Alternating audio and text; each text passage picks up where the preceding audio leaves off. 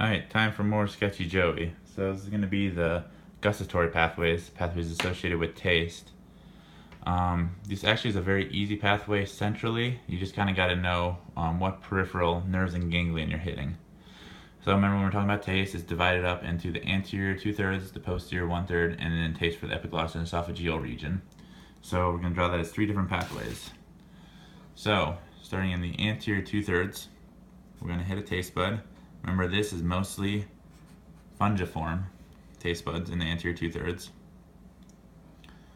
Once that comes, it's going to come out through this nerve till it hits a ganglion. This nerve specifically is chorda tympani of 7, and the ganglion is the geniculate ganglion. At which point then, it's going to go like the rest of them down into the medulla with synapses on nucleus solitarius. So again, centrally, there's not a lot to know. Nucleus solitarius is where all these guys are going. Okay. For the posterior 1/3 of the tongue, it's going to come from here. Specifically, this is going to be circumvallate taste buds. It's going to travel through this nerve till it also hits a ganglion.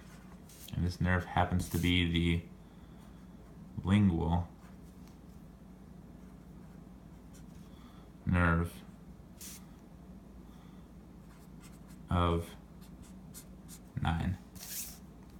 This ganglion is the inferior ganglion of 9. And at this point, then it's going to travel through more of my lingual nerve till it hits my nucleus solitarius.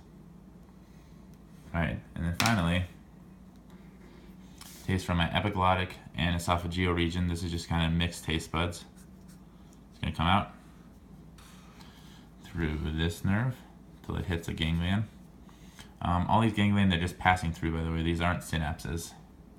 So once it hits the epiglottic and esophageal, or this nerve carrying this is the internal branch of the superior laryngeal nerve of vagus of 10. And this ganglion right here, similar to this one, is just the inferior ganglion of 10. Then it travels again, and like the rest of them, down to our medulla, where it will meet nucleus solitarius.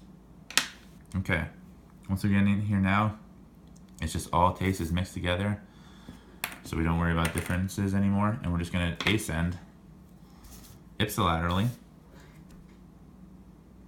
all the way up through this tract called the central tegmental tract.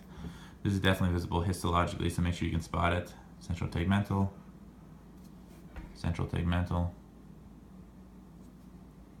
all the way up till we hit the VPM of the thalamus. So just like sensation to the face and the tongue, taste to the face and the tongue, not taste to your face, taste to your tongue. We'll go hit your VPM. It's going to go then up into our insula and articular regions where it will synapse, and then it'll send some information to your limbic system so you get all excited about your food, and also some information to your orbital frontal, which is going to kind of coordinate it with sense and give you the idea of flavor.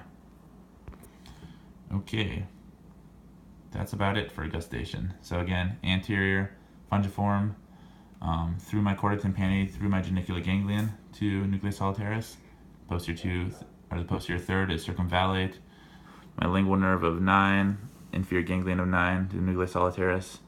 This epiglottic region is going to be the internal branch of superior laryngeal nerve of 10, through my inferior ganglion of 10, again to nucleus solitarius. All those will ascend ipsilaterally through the central tegmental tract to my VPM, to my insula, and into the limbic and orbital frontal regions.